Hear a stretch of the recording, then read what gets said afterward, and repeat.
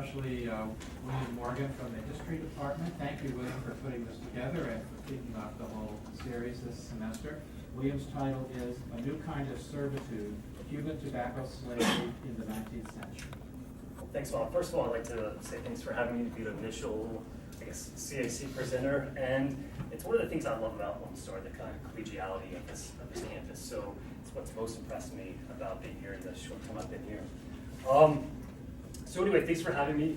And I have to say, it's somewhat ironic that there's this many people here. The last time I gave this talk was the day before Thanksgiving in my defense, and only 2 people showed up. My wife and my advisor, or the 2 people and myself. The rest of my committee Skyped in.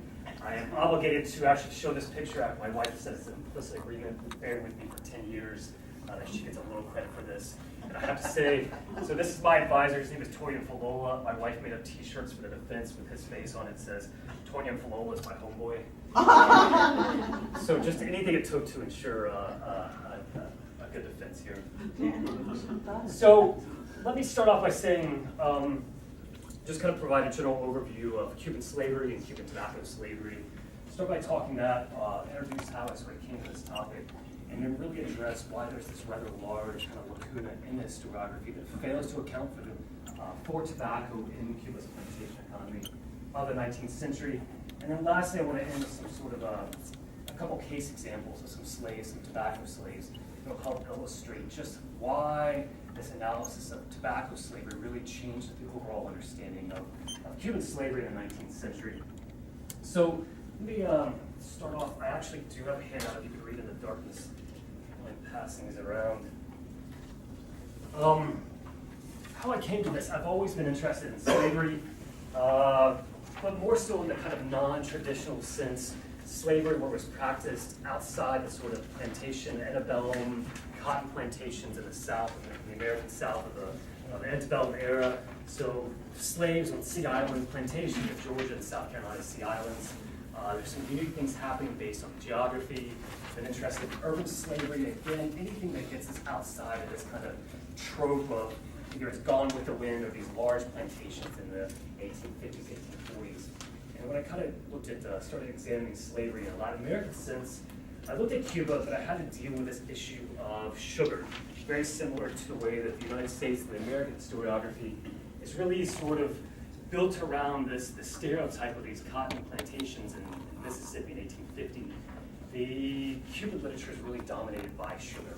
You can see, if you're able to read from the census, I know it's a little dark in here, maybe I'll turn the lights on for a second. This is an 1862 census of slaves. It's one of the last known census of this time period. And you can see from on the front side, it starts with the kind of jurisdictions on the left-hand side. So just to kind of give you an overview of what this is, these are the different provinces and jurisdictions within Cuba. And if you go across, this is a emancipado categories, emancipadas. It's a different category. There's just a few thousand slaves that are freed, the British freed, they become emancipadas. But this esclava over here, population to color esclava, it now starts going by, this is the general population.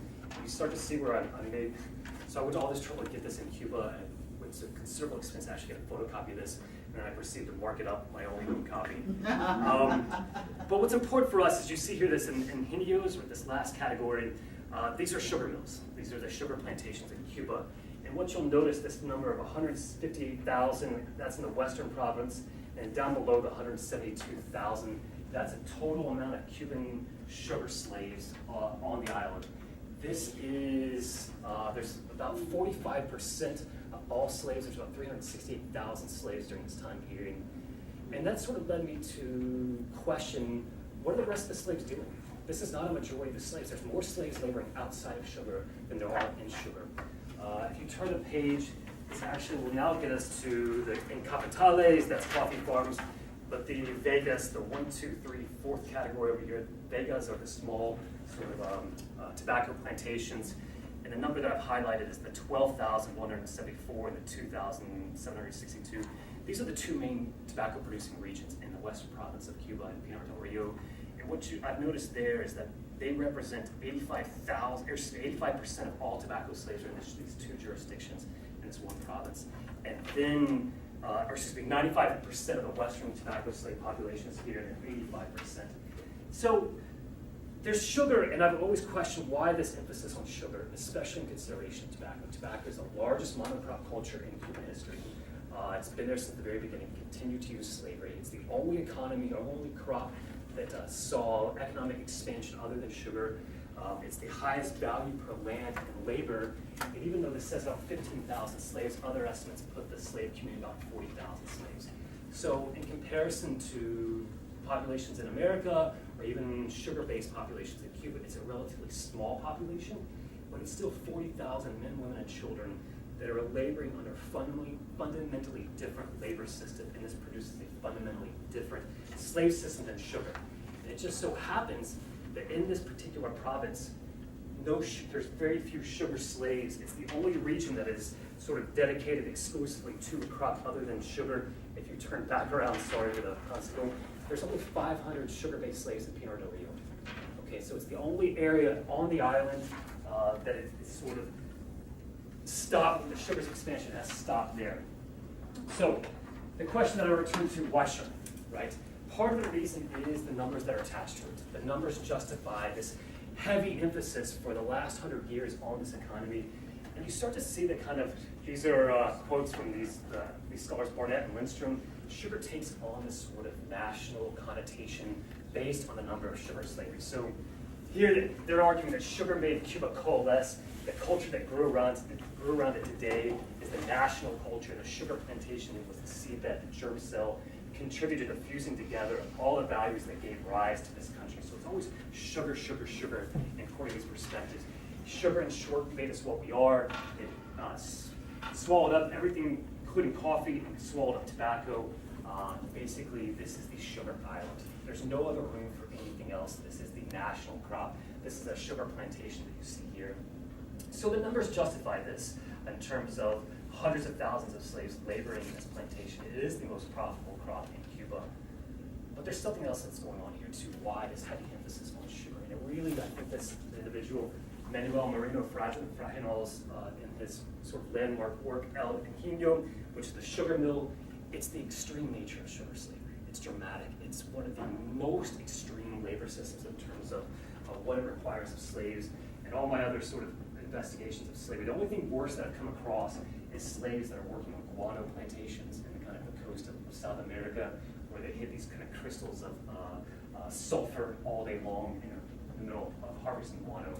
But you can see what he's talking about here, the typical sugar factory, sugar plantation in Cuba. There's no days of rest. Plantation owners basically ignore these regulations. There's no rest time. Free time is eliminated. Biologically, all available hours are employed in production.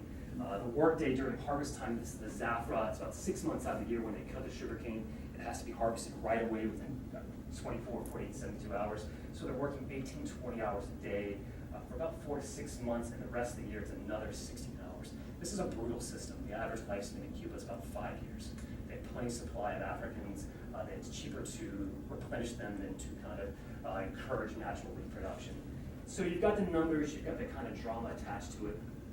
But nevertheless, there are these other slaves. And sort of the consequence that we're left with, these are more recent scholars in the last 5 years that are really pushing back against it, or pushing against this paradigm of sugar, sugar, sugar, sugar. The national base coalesce. There's no other room for coffee and so forth. Maria Diaz says this ubiquitous discourse drowns out this abrasive 19th century, wonderful quotes, right? This 19th century concerto for sugar. Sherry Johnson, Cuban historiography has been held hostage to the study of slavery. And more recently, within the last year, Bill Van Norman says, sugar is neither representative nor the most important experience for Cuban slaves. Okay, so we need to talk about what these other 55% of these slaves are doing. And really, this brings us to tobacco. Another explanation of why we don't talk about tobacco. There are literally no other works out there talking about Cuban tobacco, even though there are these slave communities of 20, 30,000 slaves. And it has to do with this guy, Fernando Ortiz. He's a Cuban scholar in the 1940s, one of probably the more important Cuban scholars of his generation. And sort of latching on to this notion of sugar and how it's important, his work, Cuban Counterpoint Tobacco, and sugar really set up this paradigm of establishing these stereotypes of this. Tobacco is native, it it's Indian, it's born a gentleman. Sugar is common, it's unprejudiced, it's undifferentiated. Sugar always prefers slave labor, tobacco free men. Sugar brings in the Negroes by force, tobacco encourages the voluntary immigration of white men. So he's making these cultural connotations that sugar equals foreign, sugar equals black, tobacco is native, it's freeborn, it's democratic, and so forth. This is actually has these long-lasting, sort of threads in the historiography. But it's not just Ortiz. We actually see this in the 19th century. Other writers are talking about tobacco in this sense because they're worried about the, quote, the Africanization of the island. They saw what happened to Haiti. They understand that sugar is just bringing in this unprecedented amount of Africans, and they're really worried about the quote unquote darkening of the island. So how do you discourage that without still maintaining this sort of sugar economy? And they start promoting tobacco as this free labor crop, the gentleman crop, this sort of yeoman crop that a family can do, that you can make money and survive, and very much a white-based crop. So it gets this notion that tobacco has always been simply a democratic or non-slave producing crop. This will go on into in the last 20 years. Our client says tobacco has a sharply democratic flavor, and then Franklin Knight insists that this is the activity of free white men and colored people. These are free colored people. Very little use of slave labor. Again, they're just so off topic here. In reality, therefore, relatively few slaves participated in the delights of the Vega. So this is a Cuban Vega tobacco plantation. And he's saying this is the kind of delights of the Vega that they don't use slaves.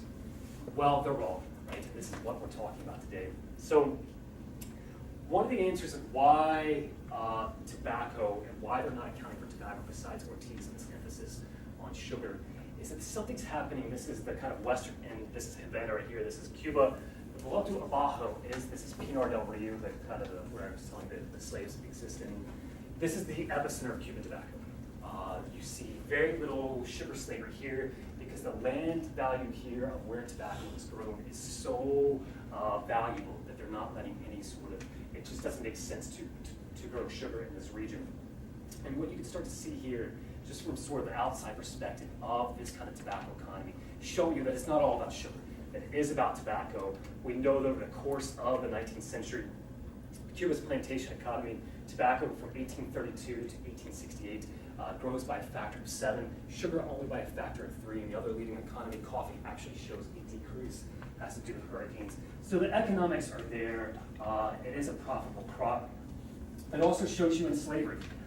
Between 1827, the sort of 3 periods, they don't start off with as many slaves as you see in the sugar zones, but they do start to increase this sort of really dramatic increase, 138% over the next sort of 20-year period here. That gets replicated in the following 20 years, and then it continues from, or if you look at this long view, 1817, which is really the advent of sort of modern Cuban slavery, to 1877, the last official census.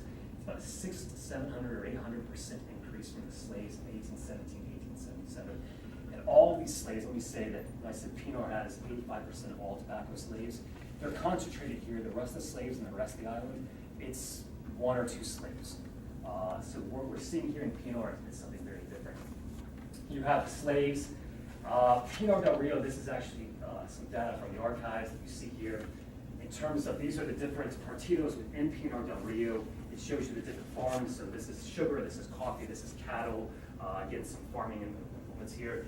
This is the Vegas. These are slaves. What I want to point out, of the 5,000 slaves, 3,826, so about 65%, something roughly of these slaves are laboring in tobacco plantations, and it far outnumbers the next closest competitor by a factor of 27. You also see here of all total workers, we get a higher percentage of the total workers, slave and free. We have a high percentage here, but what's most interesting, if you look at the 2 main parts of where they grow tobacco, Pinar del Rio and San Juan y Martinez, there's 856 slaves, along with another, looks like 424. This is about 9 out of every 10 workers are enslaved in this particular partido. So 90% of all workers are enslaved on these tobacco farms. That mirrors Cuban sugar plantations. So what you're seeing here is this overall dependence on slavery. They are absolutely using slaves in this really economically unique region. in a way that really hasn't been accounted for yet. Something else that's happening here, we see this reliance on slaves. So this is Cuban slave retention. What happens in 1862, we get a series of abolitionist measures. Slavery is on its decline beginning in the 1860s and will finally end in 1886. But what you do see here, so in 1862, this is 100% of the slave population, 368. Havana, which is the urban slavery, Matanzas is the epicenter of sugar slavery, Pinar, and then Santa Clara is also a sugar zone. What you end up seeing here is that the slave population declines overall. Matanzas is going to hold on to 89% of their slaves, is the primary sugar zone. But if you look at Pinar del Rio, it both matches the island average and matches the second leading sugar zone. So what's happening is slaves are being reduced. Certain areas, they're being concentrated in certain areas. We knew this about Matanzas, we knew this about Santa Clara, but we didn't really look at this in terms of Pinar del Rio. Lastly, what we see here, Matanzas is still holding on to their slaves. It is the most valuable economy. They do privilege their slaves. But if you look at Santa Clara, they've actually lost far more of their slaves than Pinar del Rio has. So it's actually surpassing the national average, and it's surpassing Santa Clara. And so the two leading economies, the epicenter of sugar and epicenter of tobacco, what we see here are concentrating their slaves as fewer and fewer slaves get here. And this is actually, if you go through the numbers, is at a higher percentage. They're actually increasing their overall percentage of slaves, Pinar del Rio and Matanzas. So they're relying on their slaves. They're holding onto their slaves. If not the same rate that Matanzas is, it's at least matching Santa Clara are producing it. One other thing that we see here, something different about this idea that this is not a democratic crop, this is not a free labor crop. They are actually, what's happening here is this expansion of these vegas. They're not these small family-run farms that you see in the kind of eastern part of the island. You see this general aggrandizement, what we call latifundia, and basically the properties are getting fewer and fewer, but getting bigger and bigger. And the way to see this is in Pinar del Rio, these are the number of vegas, and this is the island total. So in 1827, there's 2,500 vegas. It increases to 3,400 here, but the numbers are far more on this side. 1859, we actually see a decrease, and this is really the height of Cuba's plantation economy. What ends up happening is this region is so valuable, and only the rich can farm this land. So they're buying out these smaller farms, and they're aggrandizing this in the same way that sugar is doing this, these larger, more mechanized sugar mills. So the rest of the island is increasing in Vegas because it is a profitable economy, but there's smaller and smaller farms, more and more farms. Here, there's fewer farms, but bigger farms. Let me just touch on this last little bit, latifundia that's happening here, and this idea that slavery is tailor-made for tobacco. This is Vegas in San Juan y Martinez. This is in Pinar del Rio. This is the production in kilograms, how much they're producing, the total number of Vegas. For our purposes, the number of slave workers and how much they're producing per worker. What's interesting about this, the larger, more industrialized tobacco farms, particularly here, there's only about 1.5% of the large farms, maybe a total of 4 or 5% of the two largest farms, but they have the highest number of slave workers, and they're also more productive here. And you see the number of total Vega workers. Again, we see this high percentage of 95% are enslaved.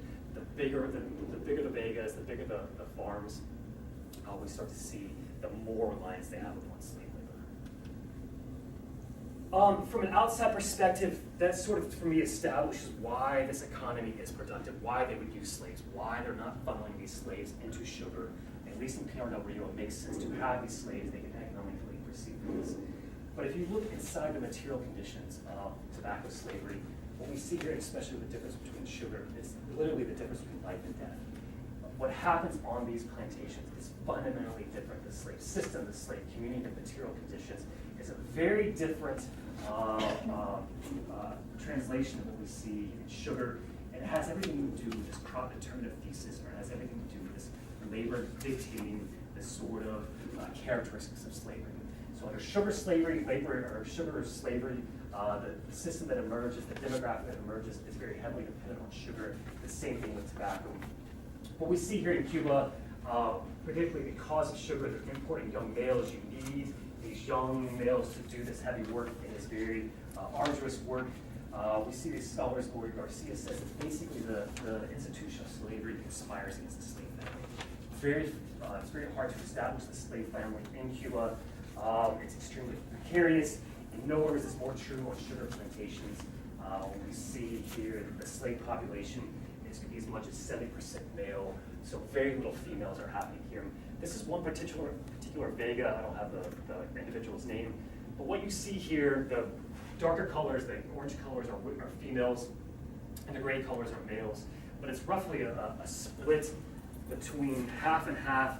I think there are 23. This particular vega is Don Andres Jose Hernandez. There's 45 total slaves, 23 males, 22 females. So the gender is pretty balanced. The ratio is pretty balanced. Where here you're getting at least 70% male. What you also see here, there's a higher percentage of children. 15 or less, this is about 51% of this population of 45 slaves is under the age of 15.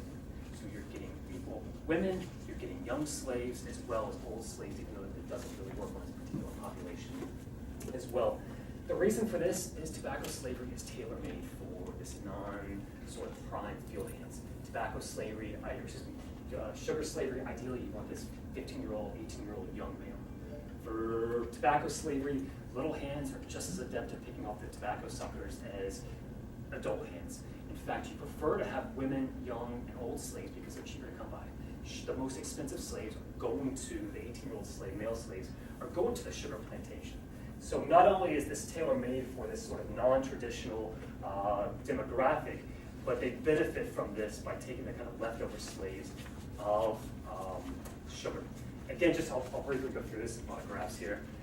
This is sort of a graph which shows you the concentration. Again, Matanzas is sugar, Pinar del Rio and San Cristobal are tobacco, and Santa Clara is sugar. But you can see the number of slaves and where they're concentrated. So the slaves aged 4 to 10, it looks like 19% of the slave population for Pinar del Rio is concentrated in this lower end, 23% for San Cristobal. So almost a quarter of your slaves are in that 4 to 10 range. Very different than when you see up here just about 10 or 12% of Matanzas. And this again continues for the first sort of 4 to 10, 10 to 15. These are the prime age range. You start to see an overwhelming majority, 30 to 40 of where sugar is concentrated in their slaves. So if it's hard to have a family institution, the institution or the institution of family in Cuban slavery, if it's going to happen, it's going to happen in these sort of economies that are going to facilitate young, old, female, where you have this sort of gender balance, and you can establish this family dynamic. Lastly, let me just say this, in talking about the material conditions of slaves, it does impact the sort of demographic patterns, it does the balance, the patterns of family formation.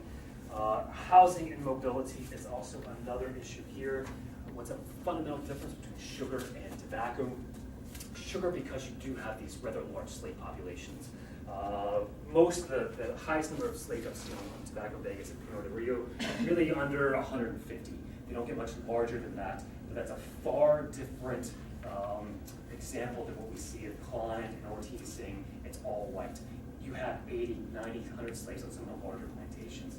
One of the graphs, we saw that as well. But what you also have here are the different housing structures. In these sugar plantations, you basically have what's called a barrack home. It's a barrack-like prison. This is where they house their slaves. They're made of concrete. They lock them up at night. They're the sort of kind of, I'll let one former slave, Esteban Montejo, describe this. He says that the barracón is filthy as carajo. That's some shit. They're suffocating. Their poor ventilation made them more furnaces than room.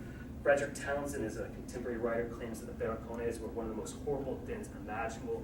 He added that they were pestiferious dungeons where no daylight or air could pass except through the door. They permitted minimal material luxuries, while the worst filth covered the floor, furniture, and walls, which also were alive with vermin. Richard Matter, another contemporary, ultimately concluded that these quarters were very miserable places and unfit for the habitation of wild beasts. So what ends up happening is these slaves on sugar plantations are really kept in these barracones, these barrack-style prisons, and they lack this mobility. For tobacco slaves, even though it's profitable, they don't have the resources to have these large slave plantations where you necessitate these prison-like structures. So you get what we call the bohio. This is in, looks like 1905. I think this is sort of what you find even today, these sort of wooden and thatched structures, these are what most of the slaves were housed in. They could come and go independently. They had increased mobility. They had opportunities to have families in these places because there were women. You did have an opportunity to replicate the family structure here, where the barracoons would actually split men from women if there were women on these plantations. Just as an example of mobility and how tobacco encouraged mobility, let me just give you an example of this slave, Jose Cordova. In 1842, a judicial inquiry in Pinar del Rio. This case arises out of altercation between two slaves, one of whom was apprehended, the slave Jose Cordova. So Cordova is caught, he's arrested, he's listed as belonging to Donna Baño. She's an owner of a vega in Pinar del Rio. Basically, Jose had run away.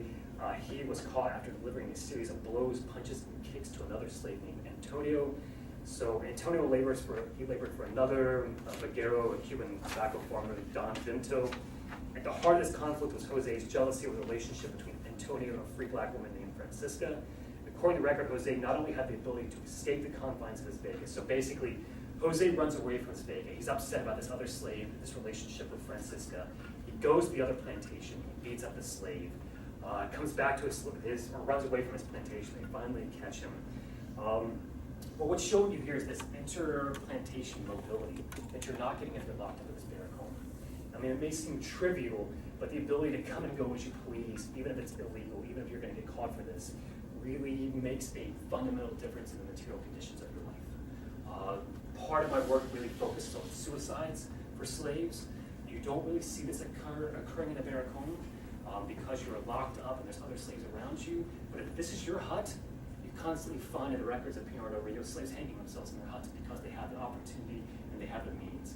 I'm not going to go into the aspect of why this constitutes resistance, but it is a freedom. I mean, that you have that choice. It is a freedom to enact your own conditions, to impose your own sort of how you want to live your life as well. Let me say one last thing, and I'll sort of wrap it up here. The other way that tobacco really influences Cuban slavery in a way that we do not see on sugar plantations is this idea of what we call canucos. These are provision plots that the slaves grow their own produce in. They're able to feed themselves for sugar. The land is so expensive and it has so much profit attached to it. It's easier for sugar farmers or sugar plantation owners to bring in food rather than devote farmland that they could otherwise use for sugar. So they're bringing their supplies. The slaves don't tend their own gardens. Tobacco is a little different. Even though the land is valuable, it's not of the extreme that sugar is. And so they work out a system where slaves have some hours devoted to growing tobacco, and then they go out to their canucos and they grow fruits, they grow whatever. But what's interesting, and this is actually an Indian tradition that goes back to the native indigenous groups that label these canucos. This is the kind of assemblage of food products. For tobacco slaves, we also see canucos on cafetales, on coffee farms, and other places, just not on the Indios. What's interesting is they're also growing tobacco. Okay, tobacco is easy to grow. One person can grow it. You can grow a couple plants. There's a ready market for it. It's easy. There's low overhead. It's easy to cultivate. It's easy to sell. And you're already growing tobacco on these vegas anyway. So these slaves are growing along with their provisions, their food provisions, chickens, pigs, whatever, tomatoes. They're also growing tobacco, and they're selling this tobacco. So it's very easy for them to have access to cash. And just one example, the only place I've never seen anybody else talk about this American traveler, John Taylor, came to Cuba, and he's an English traveler.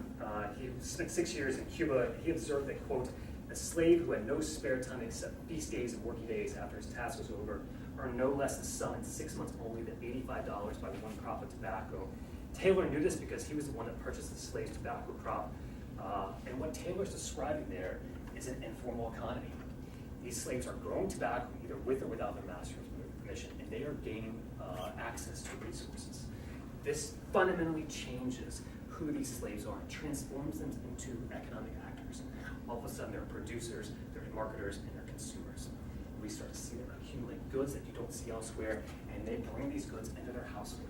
They're able to purchase things. They have, there's a couple different slaves. Antonio Caraballi, he files a court record, a petition to the court, Basically, someone has broken into his house and rifled through he's got these kind of storage lockers and stolen hats and other sort of clothes and material possessions, along with about 250 pesos in gold. So these slaves are earning money, gathering possessions, selling this crop in the case of Taylor.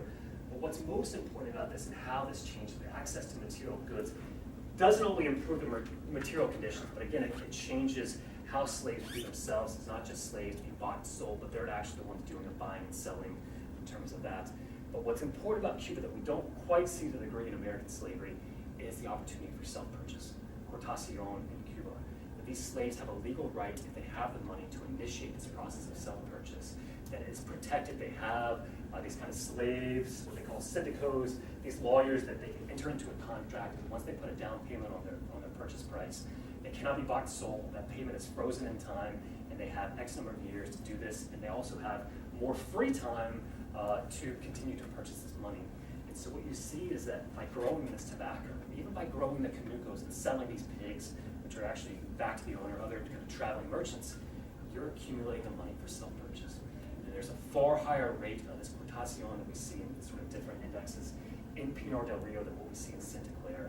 And to me, that is the kind of quintessential difference, is this labor system that asks you to do different things than what's happening in Cuba. You're not just cycled through this abattoir of this 18-hour days where your life expectancy is 5 years.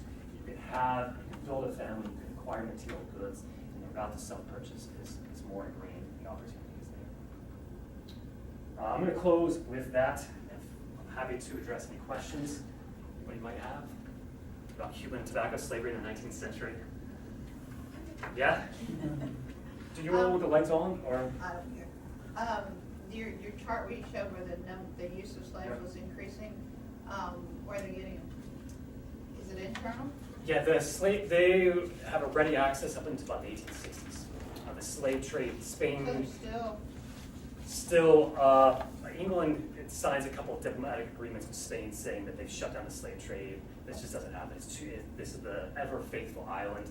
Spain turns a blind eye. Even the English know that they're So going the around. English are just letting it go. They're just letting it go. It's what it really changes in the 1860s with the American Civil War. The Americans start to also help the British patrol, and there's a sort of internal war that's reducing the slave population. But all the way until the 1860s, they're getting a ready access to slaves. From Africa. From Africa, straight from Africa. But what you're not getting, what I didn't talk about, part of that family formation is the creolization process that happens. And something I haven't gone into great detail, but just feel comfortable with the language.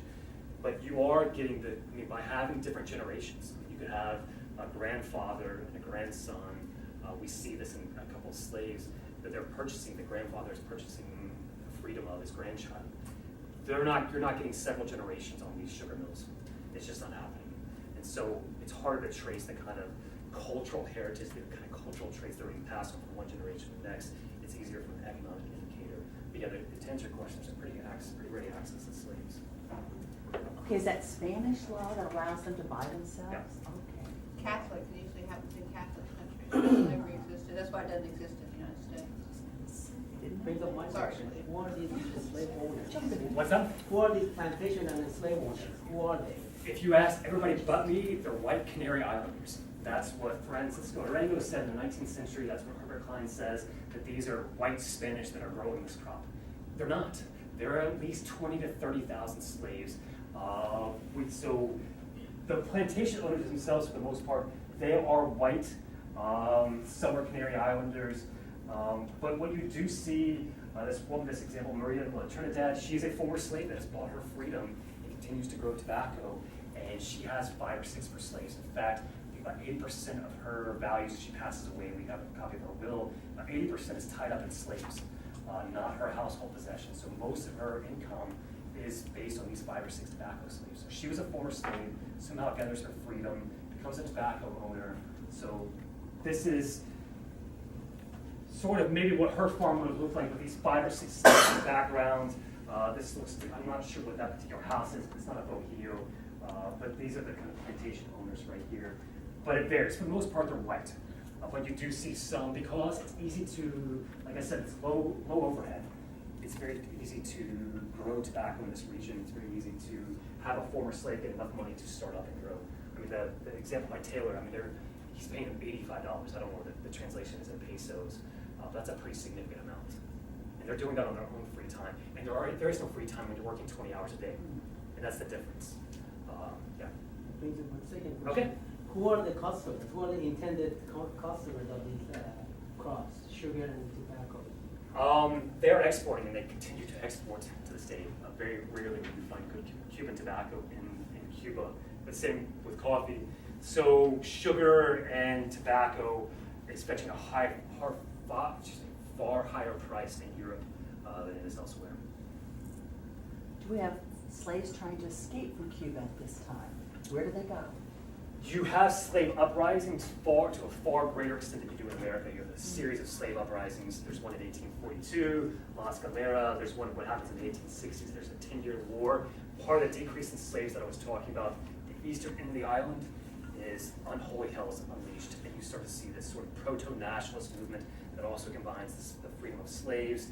And a lot of sugar plantations are losing their slaves based on this 10 years war between this kind of Spanish, the Cuban insurgency and the Spanish forces, but it never makes it to Pinar del Rio. So they don't lose the same amount of slaves, where Matanzas is in the middle of the island, this is the island, it's sort of in the middle. The war eventually will reach Matanzas, and they will lose some slaves. Do they have the maroon communities like they do in like Jamaica? Yeah, so they're called cimarrones in Cuba. And what's interesting about Pinar del Rio, it's mountainous on this side of the island, and it's very easy for escapes as slaves. You find traces. These maroon communities, they're trading because these slaves have mobility on the vegas and their rodeos, that they have access to these maroon communities, and they're trading tobacco.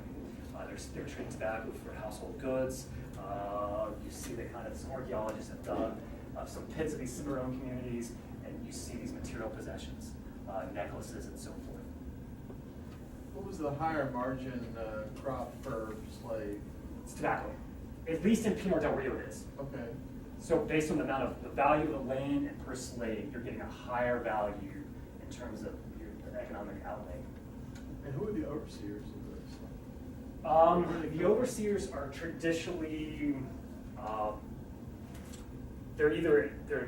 what you have is, it's called the mayoral, which is the equivalent of the overseer. That's usually a poor white peasant. But then you have that counter mayoral, which is usually a slave, kind of a trustee sort of slave. But you don't see these again as the sort of century progresses, as Cuba's plantation economy in the 19th century sort of continues to evolve.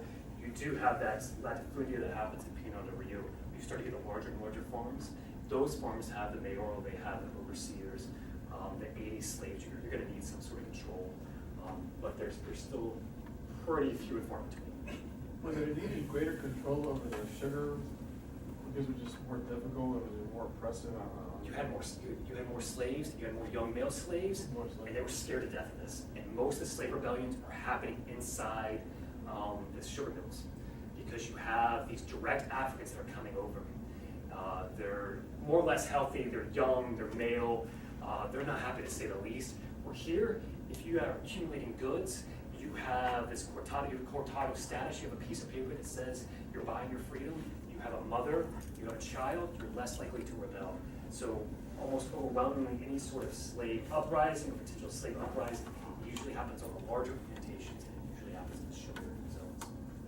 So it's an issue with them that you see. Now, we call it tobacco democratic because you have more freedom, more ability to make your own life. The scholars that are using that, it's code for white and yeoman farmers. Or again, they're trying to de-emphasize the Africanization of the island. These are white academics, white scholars, white sort of economists / proto-nationalists that are really concerned about what happened with Haiti. And they're trying to work around this, and so they want to heavily publicize this. And that's what gets ingrained in the scholarship. So they're talking about how democratic it is, but it's not. I mean, this is what we saw. There's 20, 30,000 slaves, and 85, we saw that percentage of the workers in San Cristobal or San Juan y Martinez. It's 9 out of 10 workers are enslaved. So in some places, it's democratic. You can be a free black, you can be a small peasant farmer. They call them guajiros. In the eastern side of the island, where it's a poor, you're not getting the same return on the value of tobacco you have in Puerto Bajo. So you in the eastern end of the island, you do have sort of family-run and free black-run small farm tobacco farms. So you were saying on the sugar plantations, there was a high rate of suicides, right? Do you have a, On tobacco plantations. on tobacco? Yeah. Okay, so what is the rate of? do That's a you good have question. any- Part of that is some of the literature on slave rebellions will touch more on that on the sugar plantations. My argument is that it's very difficult. You lack the sort of autonomous actions, independence to be able to do this. If you have your own hut, you see these slaves. If you can walk that one slave, Jose Cordova, comes across and wants to go beat up his paramour's sort of other interest, you have that freedom. If you have that freedom to cross these plantation boundaries, you have the freedom to do whatever you want in your household. But doesn't it seem contrary to logic, whereas, you know, in a tobacco plantation where you have a little bit more freedom, you can grow your crop, you can sell it, you can have a family, and yet, you know, your life is a little bit better than in a sugar plantation where you're, you know, working 18 hours a day, and yet, yes, they don't have the resource to Okay. hang themselves, Yeah. but their life is so much worse. Why? You're still a slave, would be my answer. But I guess Yeah. I think what you're getting at though is actually you see more mass suicides in sugar plantations. So this is where you kind of get the, you don't quite get this in American history, but you get this in Cuban history, where you see these groups of slaves that will kill themselves. In terms of that, how they want to do it, they'll drown themselves or they'll figure out a way to do it. You see that on the sugar plantations. Or that sort of tension gets funneled into rebellion. Would be my guess at that. The different stages of historiography, what's the statement on capitalism? A lot of this is particularly the guy at Front Halls, he's a Marxist, and you can kind of see about the working hours, and it's very devoted to this. There is, I mean, there is no capitalism in terms of, other than scholarship and how they look at it, but very from a Marxist perspective. I'm not sure I answered your question, but. Is that the reason why Cuba kind of moved in that direction? I'm sure the situation was so severe. It had its- I think there's such a divide between what happens under slavery and what happens afterwards. And that's, I'm sure other scholars could talk about that. Yeah, so I don't have a great answer for you, sorry. Well, sure, relying your freedoms on Yeah, yeah. Well, that practicing, becoming an economic actor is capitalism and being able to sell. But it's a limited for because Taylor is paying him those slaves $85 because that's what Taylor's willing to pay them. If they say no, I want 100, you know, it's a captive market, so it's not totally free enterprise. But there's a surprising amount of money that's flowing through. There's these itinerant traders that'll come in and buy these pigs. There's these taverns that you can go to that you constantly see the authorities trying to suppress because they're selling these slaves liquor. They are playing cards. You can see them gambling these tobacco slaves in Pinar del Rio. And they're on the margins of these plantations at kind of the crossroads. So if you're able to leave your bohio at night, for whatever, or however, you go to these taverns, you're able to get liquor, you're able to have some sort of entertainment, and you're able to purchase goods. Everybody's turning a blind eye to that, except for the authorities. Isn't it kind of more peasant behavior rather than capitalist behavior? It is, I mean, that's what's happening here. I mean, they are trading with the peasants, and it's still a pretty, predominantly agrarian economy. Well, why do you suppose that was permitted? If they're able to have that kind of mobility, even recourse to the courts to a degree, as you say, isn't that undermining their domination? That gives them the opportunity to foment rebellion. Oh, they know it, and these are you can see where this is happening. I mean, the rebellions are being fomented in these taverns. I mean, the loose talk, you get a couple of slaves together, and they've had a couple of drinks, and the first thing they were talking about is how bad things are. What are we going to do about it? The authorities do not like this at all, but they're powerless to stop it. They try to put a few of these away, but they just keep popping up. The Spanish authorities, it's a very limited reach in terms of what they're able to do and how effective they are, coupled with the fact that these slaves have far greater institutionalized rights in Cuba than they would elsewhere, say in America. This access, this status of being a cortado, basically means to cut, so you cut the bonds of slavery.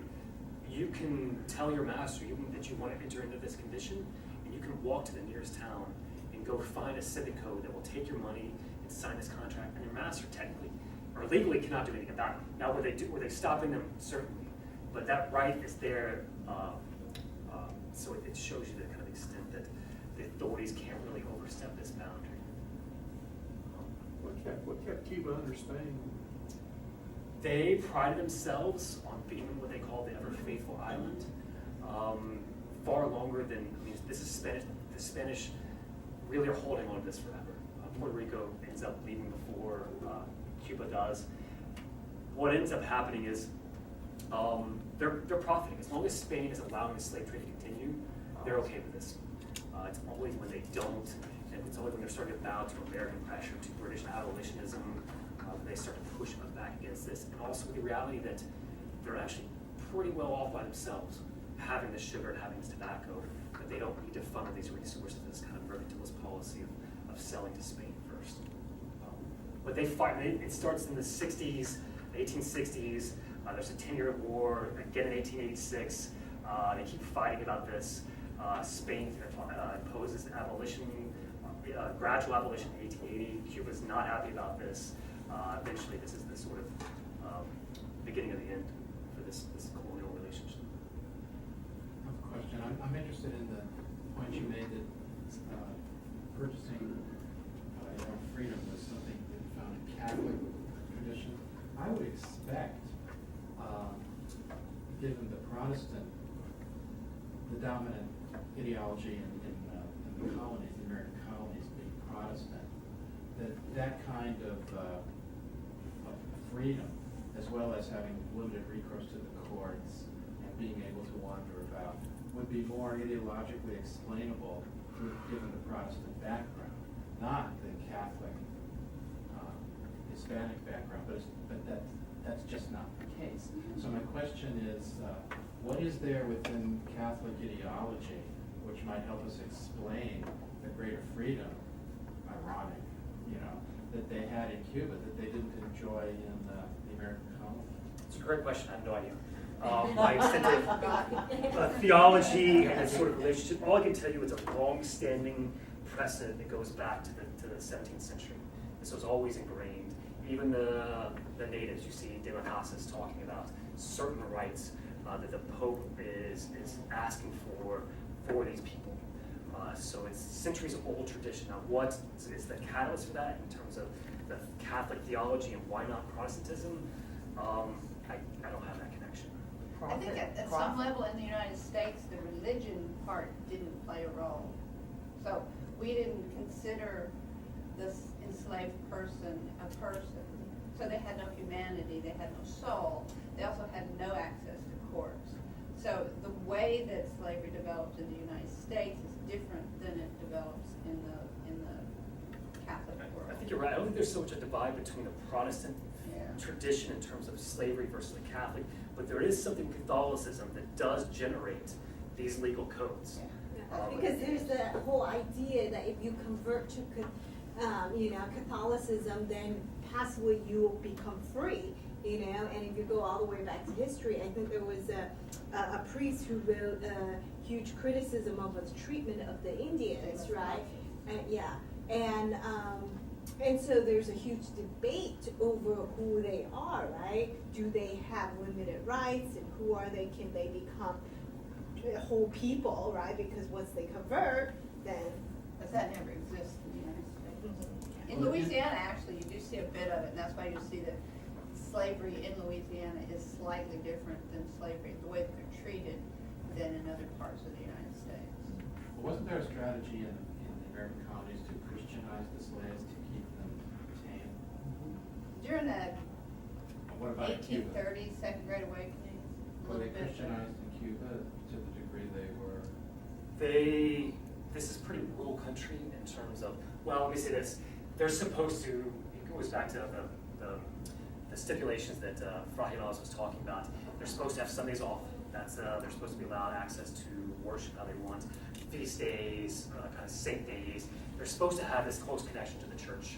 The plantation owners totally ignore this. It shows you the limit of the Spanish authorities, how they're able to get around this. Even the Spanish authorities are saying you need to have more women. You need to encourage marriage. And the plantation owners say, at least the sugar owners, they don't want this. So they're supposed to have access to this. Now, whether they do or not, I doubt it. You do see baptism, you do see godparents. These slaves do enter in the kind of the record in terms of baptisms. It's part of the way you do that.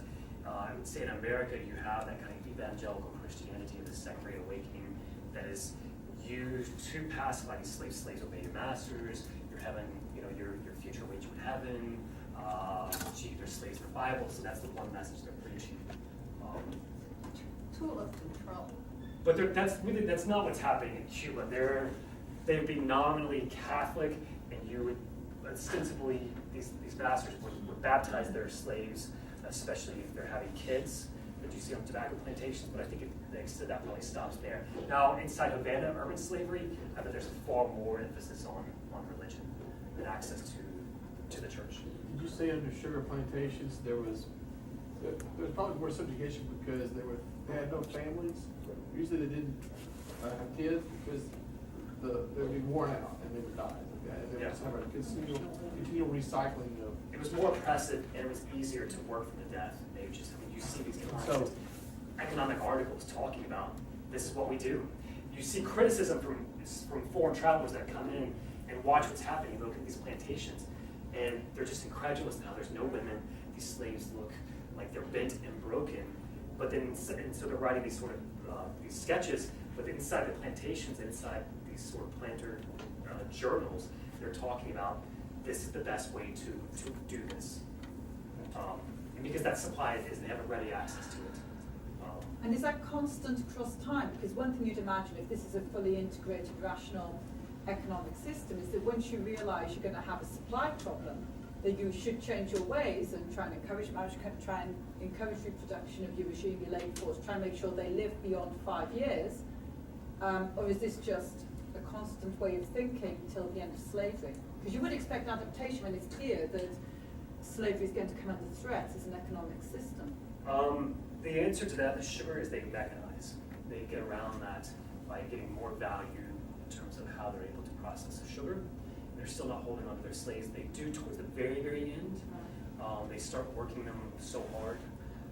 What's interesting about the tobacco that doesn't quite fit with my thesis is that it is a marginal economy in comparison to sugar, but just barely. So everything else sort of falls back. It's sugar at the top, then coffee for 20 years, and then tobacco, and then everything else.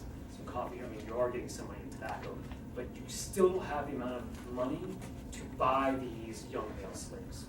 So you are encouraging reproduction in a way that the sugar mills were not encouraging reproduction, at least for the most of the 19th century. I mean, I think Cuba, the numbers are that they import almost 1.5 million slaves, but you saw at the height of 1860, there's only about 350,000 slaves.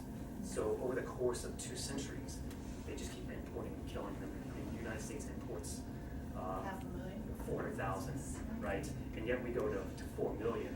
So Cuba's, it's just a constant supply.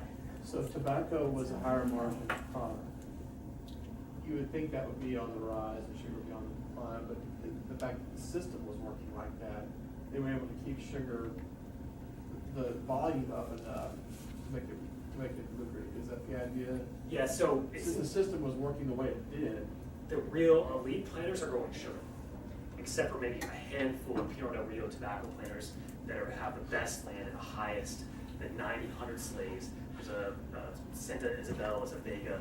This guy has 150 slaves. He'd be up the top of all planters, whether sugar or anything else.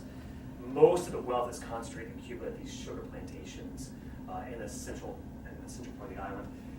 Yes, tobacco is profitable, and it's actually more profitable in terms of the land, what the land costs, and how much you're getting per worker.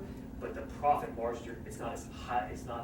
You're not getting as much return. So you're always going to make more money on sugar, but the resources you're expending on tobacco are less. So sugar's where the money is, and short of that, it's tobacco in Pinot del Rio. Plus, they were competing with American tobacco growers, right? So the supply is really high, so that's why. It is, except by this time, we have this Cuba slave system really takes off toward the end of the 19th century, so the middle half, where you start to see that huge the explosion, where by that point American tobacco sort of petered out. And again, the Cuban tobacco is unprecedented. It's just there's something unique about the soil, the winds, the climate. It is the highest profit tobacco that's out there. That has a ready demand in Europe for it. So people actually want tobacco from these kind of Vuelta Bajo region.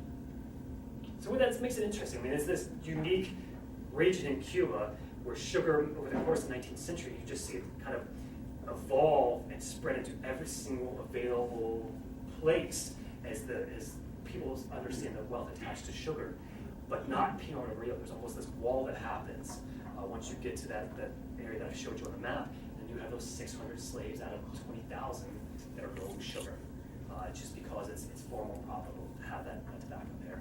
And so that's one of the reasons I like this community, is it's not just fundamentally different labor system, but it's one scholar says that virtually every man, woman, and child is growing tobacco in this region.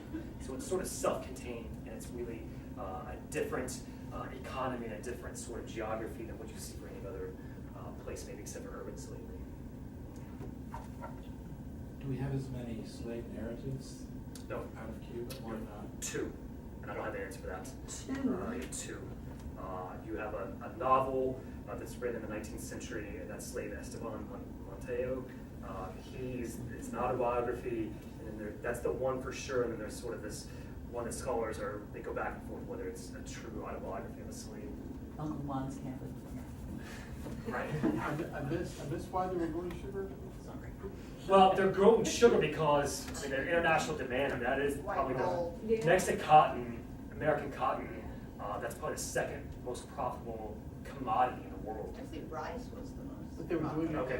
these 600 were doing it half. Oh, yeah, so in Pinot Noir, that census, the numbers for Cuba, the census numbers, you have to take kind of at face value, because you're always gonna find some other numbers that contradict that. But for the most part, that census, you see about 642 slaves that say they're in Pinot Noir growing sugar. It's really, I don't have a map here, but it's at the northern edge outside. So Pinot Noir is the far western province, and inside Pinot Noir, there's sort of this geographic zone, the Vuelta Bajo, which is where the tobacco is, but outside that zone, even in Pinot Noir, you're growing some cattle, you're raising some cattle, you're raising the fringe economy. You're also probably mixed economies, they're probably growing sugar and tobacco. It depends on how close they are to that Vuelta Bajo region. But yeah, it's still 600 slaves out of 180,000. I think if you look at that census, except for Havana, where there was no Cuban slave, no sugar slaves. I think Pinot Noir has the fewest sugar slaves in 1862 that they did place in other jurisdiction in Cuba. Is it because they're bringing all these slaves from Africa that there's no, the narratives thing bothers me? You know, I mean, really? What was their literacy? Well, Yeah, their literacy is zero. It's very low. They didn't Yeah. prohibit it like they did. Because, But I mean, American think about slaves it. did. The people They that don't told have the access story, to they didn't books know or their name. these But these they farmers have they're a lot country more bumpkins. They're slaves, people in Cuba and today, they have, and no one goes to I Pinot thought Noir. we It's had half a They're not- million. sort of There's actually not, no, we have 4 million. There's 4 million. actually not that many narratives from the United States, not contemporary. But what I don't understand how People that is escaped that or something. urban slavery Not is that pretty many. prolific in Havana. There's 50,000 slaves, depending when you're looking at it, in Havana. That are the people that are living in Havana, they're the educated. These house slaves, they have access to some literature somehow, and nothing comes out of that. I would say maybe that at the end of this, what you're getting most of the slave narratives in America come at the tail end of American slavery. Yeah, or later in the, after slavery, there's not that many from the actual period of slavery. Maybe Compared, Yeah, you look at the numbers. on a limb here, it might be the fact that you have this sort of encouragement of the abolitionists north, whether it's Garrison or other people that are encouraging you to write your narrative. That's not really happening in Cuba. Once you have gradual emancipation, that ends in 1886, they're still just uneducated slaves. So no one's really writing that down. And that's the case in the United States too. Most slaves are illiterate. Yeah. It's against the law in most states. So there is no anti-slavery movement on the island of Cuba? No. Outside kind of expats will talk about it, especially the Spanish are starting to really face international pressure to cut it, to Yeah, shut by it down. 1862, I was. Well, yeah, and so this is what they start to do, and then they start to impose these sort of, they want to appease the international community, but they also don't want to lose this ever faithful island, so they sort of baby step their way around abolition. They impose what's called the Moret Law, which is basically they free all slaves over 60 and all slaves that have yet to be born. Well, nobody wants those 6-year-old slaves anyway. And the slaves that are already born, they have to actually wait until they're 18 before they're freed, so it's sort of an apprenticeship. So they don't really do anything. But it keeps the international pressure off, but it also appeases the planters. The planters basically just keep these old slaves off their plantation and don't have to take care of them. Now, that's interesting. Freeing slaves before they're born, that is an interesting theological. After they reach 18. That happened in the United States. There's a number of states that do this gradual emancipation law. So that by the time of the Civil War, I think New Jersey still had slaves. And they had outlawed it, right at the time of the Yeah, the point limits revolution. up to the age of, if you're born after 1840 and you have to work till 25 years and you get automatic freedom. But they impose these long periods where you're a slave, even though you have guaranteed freedom at the end, but you're still a slave. But yes, at the end of this, they remain very sort of rural-based, uneducated, now former slaves. I mean, it's an impoverished country, especially after what happens in 1886, 1898. This country is devastated by the war, the entire island.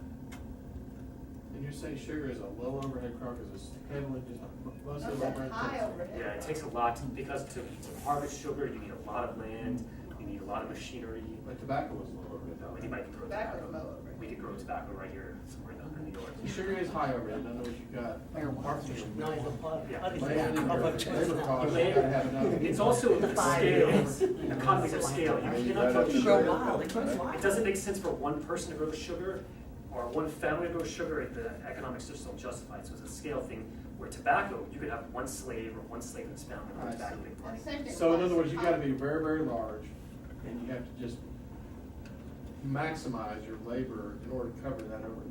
Right, and you never have former slaves that obtain their freedom and start out as sugar planters. That just doesn't happen, right? But you can't do that. I mean, if especially in Piano del Rio, if you attain your freedom, the easiest thing for you to do is move to a little bit outside the margins, gather some land, throw some tobacco down. You and your wife, your kids with their small hands can weed the tobacco and sell it relatively quickly within a couple of harvest cycles. Have you been there? I have. Cool. It's great. It's still a truly impoverished country even today. So. So sugar was oppression, and tobacco was deliberate. Well, that's what I'm trying to get away. I mean, That's the rhetoric. it's That's what I'm feeling. Well, again, but it's just, let's recognize that there were slaves here, even to the point that they retained slaves, they relied on slaves, 9 out of 10% of the population was slaves. Was it a less abusive system? Certainly, because they're not working under sugar. Sugar is always in the hierarchy of labor systems. It is the worst, maybe followed by cotton and a few others. But in terms of labor requirements, yeah, tobacco is a much more, I would say, benign, less arduous. And you talk about slavery, some of that's worse. Yeah. Yeah. Never. And you know, if you had tobacco, you thought, I have more opportunities. Thank you. And so, Yes.